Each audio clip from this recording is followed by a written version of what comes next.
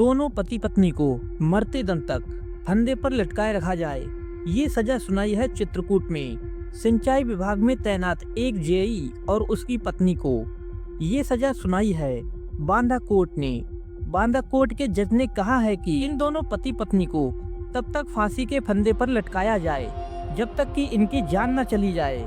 ये पूरा मामला चित्रकूट में सिंचाई विभाग में तैनात एक जेई और उसकी पत्नी का है। ये दोनों पति पत्नी मिलकर बच्चों के साथ कुकर्म करते थे, उनकी अश्लील वीडियो बनाते थे और उन्हें डार्क वेब पर अलग अलग देशों में बेचा करते थे।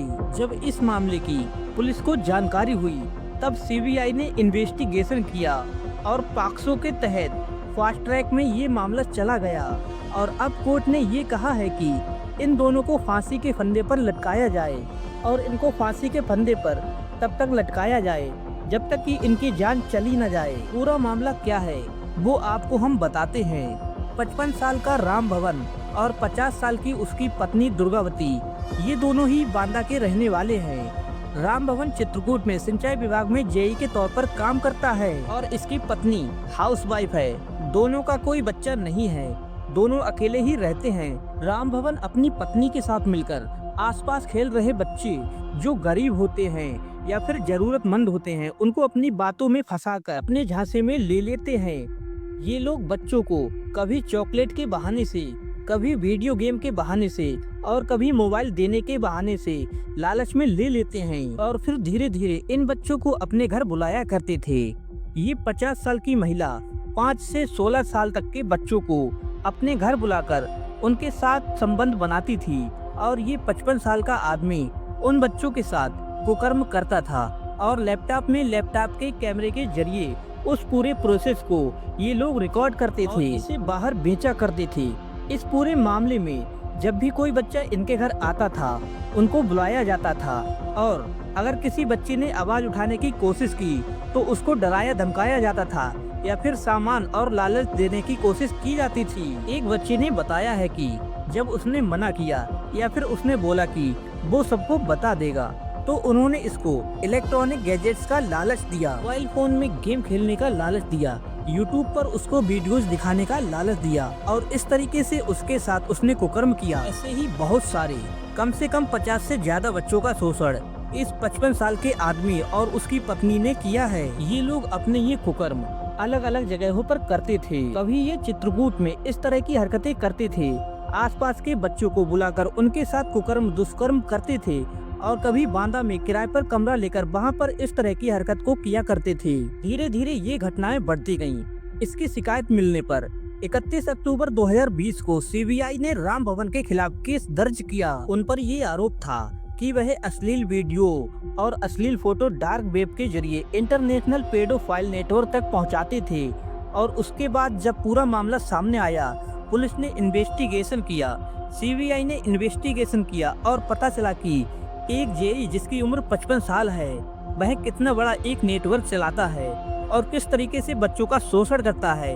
इन्हें गिरफ्तार कर लिया गया और चार्जशीट दाखिल कर दी गई। 700 पन्नों की इस चार्जशीट में डिटेल से बताया गया कि ये लोग कैसे उन बच्चों को अपने झांसे में फंसाते थे और उन्हें डराते धमकाते थे, उन्हें लालच देते थे और किस तरीके से उनका शोषण करते थे। इस केस में बहुत सारे लोगों के बयान दर्ज कराए गए, डिजिटल एविडेंस को कनेक्ट किया गया, कई सारे सीसीटीवी फुटेज को खंगाला गया और उसके बाद ये तय किया गया कि ये दोनों वाकई इस तरह की हरकतें किया करते थे। सो कोर्ट के एक वकील बताते हैं कि मामला अक्टूबर 2020 का है।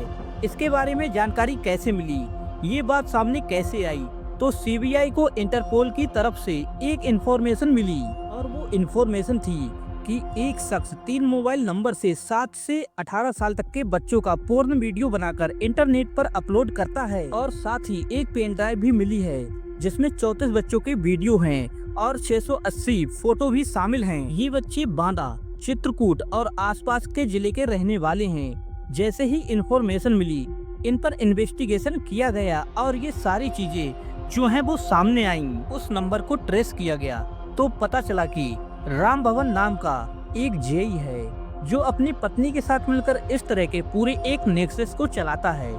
डार्क वेब पर इन फोटोज और वीडियोस को बेचता है।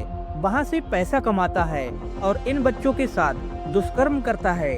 2021 में चार्जशीट दाखिल हुई थी जिसमें 74 गवाह सीबीआई ने पॉक्सो के कोर्ट में पेश किया था और अब पॉक्सो कोर्ट के जज प्रदीप कुमार मिश्रा ने ये फैसला सुनाया और कहा है कि पति पत्नी को फांसी की सजा मिलनी चाहिए और डीएम को एक लेटर भी लिखा है जिसमें उन्होंने पीड़ित बच्चों को 10-10 लाख रुपए देने की मांग की है।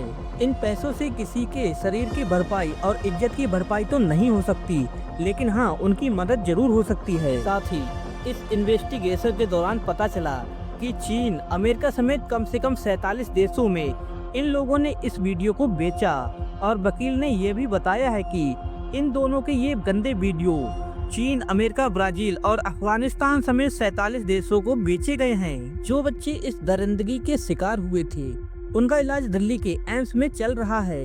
तो सोचिए कितना बड़ा नेक्सस है। लेकिन फास्ट ट्रैक कोर्ट में क्योंकि ये मामला चला गया और कोर्ट ने सजा इन दोनों पति पत्नियों को दे दी है। 17 नवंबर 2020 को राम भवन को गिरफ्तार कर लिया गया।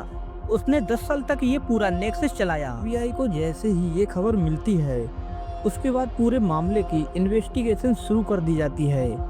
18 नवंबर 2020 को इस जेई को सस्पेंड कर दिया गया।